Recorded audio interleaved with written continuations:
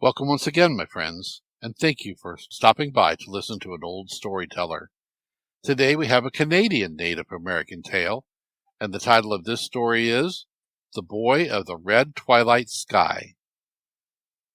Long ago there dwelt on the shores of the great water in the west a young man and his younger wife. They had no children, and they lived all by themselves far from other people on an island not far from the coast. The man spent his time in catching the deep-sea fish far out on the ocean, or in spearing salmon in the distant rivers. Often he was gone for many days, and his wife was very lonely in his absence. She was not afraid, for she had a stout spirit, but it was very dismal in the evenings to look only at the gray leaden sky, and to hear only the sound of the surf as it beat upon the beach. So day after day she said to herself, "I wish we had children. They would be good company for me when I am alone and my husband is far away." One evening at twilight, when she was solitary because of her husband's absence on the ocean catching the deep-sea fish, she sat on the sand beach looking out across the water. The sky in the west was pale gray. It was always dull and gray in that country, and when the sun had gone down there was no soft light. In her loneliness the woman said to herself, "I wish we had children to keep me company." A kingfisher, with his children, was diving for minnows not far away, and the woman said, "Oh, seabird with the white collar, I wish we had children like you." And the kingfisher said, "Look in the seashells, look in the seashells," and flew away. The next evening the woman sat again upon the beach, looking westward at the dull gray sky. Not far away a white seagull was riding on the waves in the midst of her brood of little ones. And the woman said, "Oh, white seabird, I wish we had children like you to keep us company." And the seagull said, "Look in the seashells, look in the seashells," and flew away. The woman wondered greatly at the words of the kingfisher and the seagull. As she sat there and thought, she heard a strange cry coming from the sand dunes behind her. She went closer to the sound and found that the cry came from a large seashell lying on the sand. She picked up the shell, and inside of it was a tiny boy, crying as hard as he could. She was well pleased with her discovery, and she carried the baby to her home and cared for him. When her husband came home from the sea, he too was very happy to find the baby there, for he knew that they would be lonely no more. The baby grew very rapidly, and soon he was able to walk and move about where he pleased. One day the woman was wearing a copper bracelet on her arm, and the little child said to her, "I must have a bow made from the copper on your arm." So, to please him, she made him a tiny bow from the bracelet, and 2 tiny arrows. At once he set out to hunt game, and day after day he came home bearing the products of his chase.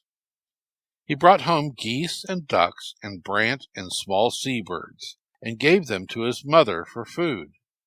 As he grew older, the man and his wife noticed that his face took on a golden hue, brighter than the color of his copper bow.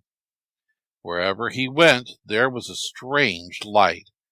When he sat on the beach looking to the west, the weather was always calm, and there were strange bright gleams upon the water. And his foster parents wondered greatly at this unusual power. But the boy would not talk about it. When they spoke of it, he was always silent. It happened once that the winds blew hard over the great water, and the man could not go out to catch fish because of the turbulent sea. For many days he stayed on shore, for the ocean, which was usually at peace, was lashed into a great fury, and the waves were dashing high on the beach. Soon the people were in need of fish for food, and the boy said, "I will go out with you, for I can overcome the storm spirit." The man did not want to go, but at last he listened to the boy's entreaties, and together they set out for the fishing grounds far across the tossing sea. They had not gone far when they met the spirit of the storm coming madly from the southwest where the great winds dwelt. He tried hard to upset their boat, but over them he had no power, for the boy guided the frail craft across the water, and all around them the sea was calm and still. Then the storm spirit called his nephew Black Cloud to help him, and away in the southeast they saw him hurrying to his uncle's aid. But the boy said to the man, "Be not afraid, for I am more than a match for him." So the two met, but when Black Cloud saw the boy, he quickly disappeared. Then the spirit of the storm called Misty of the Sea to come and cover the water, for he thought the boat would be lost if he hid the land from the man and the boy. When the man saw the mist of the sea coming like a gray vapor across the water, he was very frightened, for of all his enemies on the ocean he feared this one the most. But the boy said, "He cannot harm you when I am with you." And sure enough, when Mist the Sea saw the boy sitting smiling in the boat, he disappeared as quickly as he had come. And the storm spirit in great anger hurried away to other parts. And that day there was no more danger on the sea near the fishing grounds.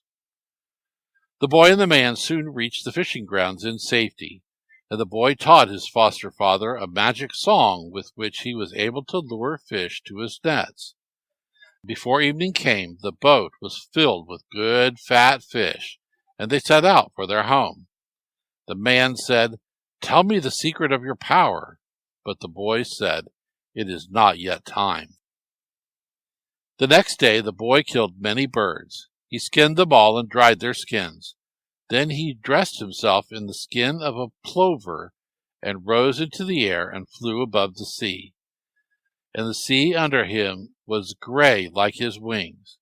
Then he came down and dressed himself in the skin of a blue jay and soared away again. And the sea over which he was flying was at once changed to blue like the blue of his wings. When he came back to the beach, he put on the skin of a robin with the breast of a golden hue like his face. Then he flew high, and at once the waves under him reflected a color as of fire, and bright gleams of light appeared upon the ocean, and the sky in the west was golden red. The boy flew back to the beach, and he said to his foster parents, "Now it is time for me to leave you. I am the offspring of the sun. Yesterday my power was tested, and it was not found wanting.